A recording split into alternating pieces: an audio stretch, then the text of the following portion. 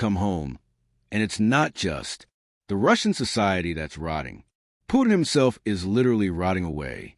In a public meeting this week, Putin accidentally showed his real hands. I don't mean that figuratively. I mean that literally. He revealed his hands to be swollen, sore, and covered in bulging wings. This accidental slip-up confirms why Putin has been using AI to hide his actual hands. Putin is hiding some serious illness. His paranoia is now forcing the Russian regime into tyranny. In a desperate attempt to stop the truth from spreading amongst Russians, Putin has unleashed a draconian ban on internet in major cities like St. Petersburg, cutting off almost 6 million Russians. This entire collapse is personal. While his body fails him, Putin is trying to figure out how to prolong his life with Xi Jinping. But there's one thing every man should remember. Father Time is undefeated. This visible personal decay is the biggest sign yet that his empire is on the brink, and he's desperately hanging on. Just take a look at this clip where Chinese media accidentally records our Xi Jinping-Putin conversation. Here we can see them talking about how they can prolong their life by taking organs from other people. In fact, this became such a big deal that Chinese media actually tried to take down the clip just a day later. But as the saying goes, once the genie is out of the bottle, you cannot put it back in.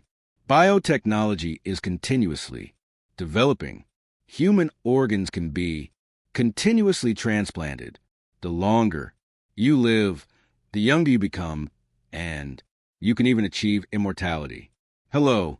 Some predict that in this century, humans may live to 150 years old. Now, this is problematic for so many reasons. We, of course, don't want dictators living to 150, but there might be some good news to this clip. Maybe Putin is getting close to the end, and that's why he's trying to figure out a solution or at least a delay. You see, ever since this war started, Putin has been very, and I mean very secretive about his hands. Take this for an example. This was in March of 2022, just a month after the invasion started, and he had a meeting with his defense minister, Sergei Shoigu. At this meeting, he was holding on to the table's edge for the entire time, and this was not a short meeting at all. So this led to many people wondering if he has Parkinson's or something like that, because we have seen him shaking uncontrollably many different times. In all honesty, though, I guess it's a little weird that he's holding on to the table for the whole meeting, but it's not that big a deal, at least to me. But then the Kremlin just made this whole situation worse. Just last year, they released a video announcement by Putin, and this was around 10 minutes long.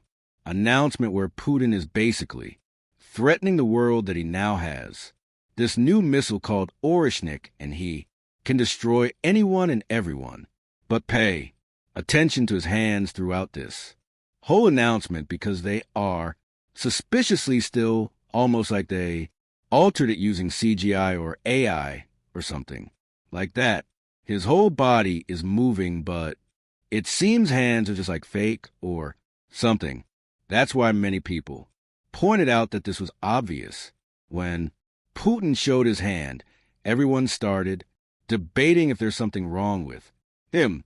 So now Kremlin is just not showing his real hands. They're using AI to just move it away.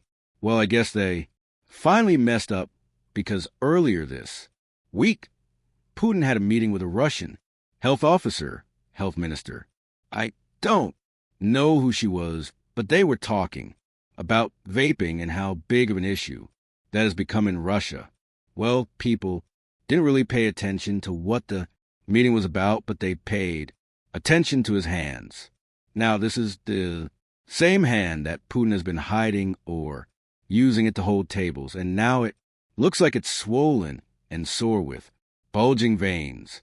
That's what media is reporting. So many people are speculating that maybe he has cancer, Parkinson's, or something like that.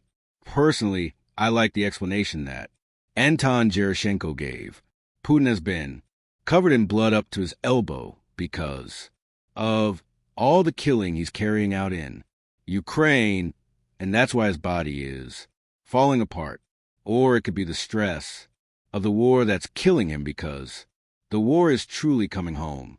His 3-day special military operation has turned into something that's a lot longer than 3 days, and even Russians are paying the price. Now, take a look at this announcement from Tuesday morning.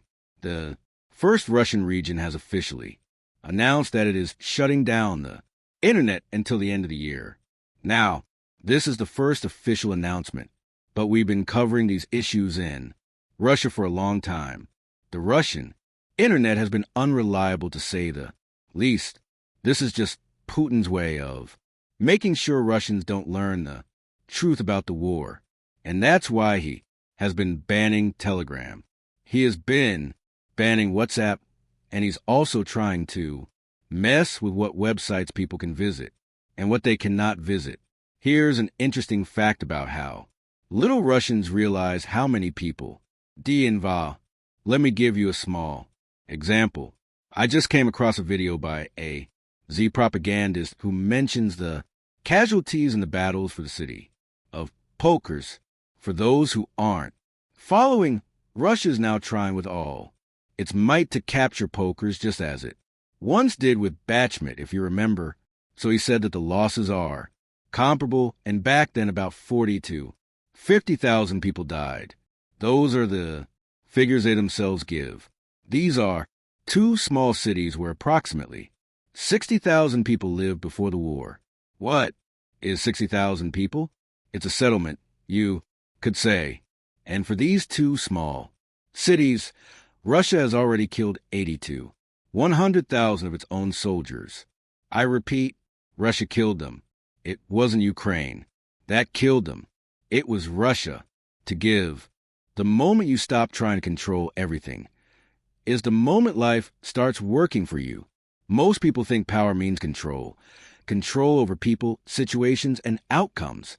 But Napoleon Hill taught the opposite truth. Real power begins when you let go of control.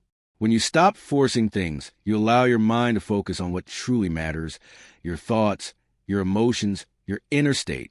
The world outside reflects the world inside. Calm your inner world, and the outer world starts aligning naturally. Don't waste your energy controlling everything around you. Use that energy to master yourself. Because once you master yourself, you control everything that truly matters. Let go of control, gain peace. Gain peace and you'll find real power.